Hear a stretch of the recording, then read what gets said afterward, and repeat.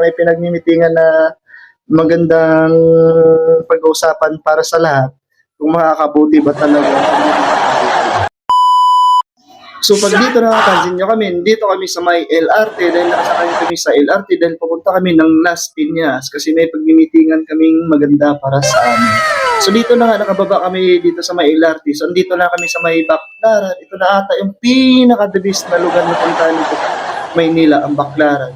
Kaya ako nasabing pinaka-the best na puntahan na lugar ito sa Baclaran. Pag pumunta kayo sa Baclaran, dapat may dala kayong pera.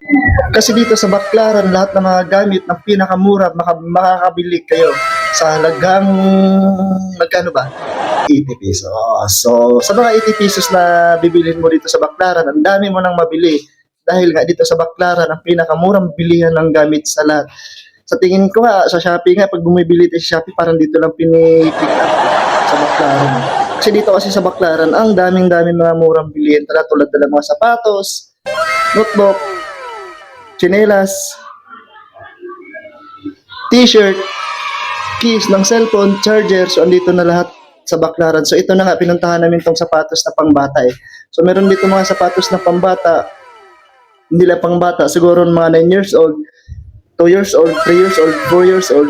Ito, mabibili mo lang ng buy one take one, 150. O kalain mo, 150, dalawa na siya, buy one take one. So dito lang yan sa Baclaran. Sa tingin ko nga, yung sa Shopee na in-order natin na magkano lang halaga, baka dito lang yun sa Baclaran pinick up eh.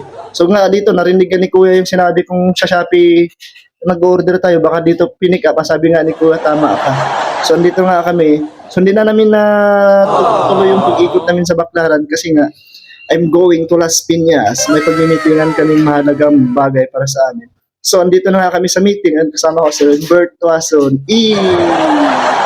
Kasama ko yung boss big namin at saka yung HR. So, ayun nga, may pinagmimitingan na magandang pag-uusapan para sa lahat kung makakabuti ba talaga. So, dito na nga kami ulit dito sa may Baclaran. So, dinaanan namin ulit yung Baclaran. So, ang dami-dami mo talagang mabibili dito sa Baclaran. Kung gusto mong bumili ng mga gamit tulad ng mga shorts, chinilas, ang dami mong mabili. So, pinasok din namin tong mall. Dito naman sa mall, ang daming mga murang relo, mga gold na gold faded.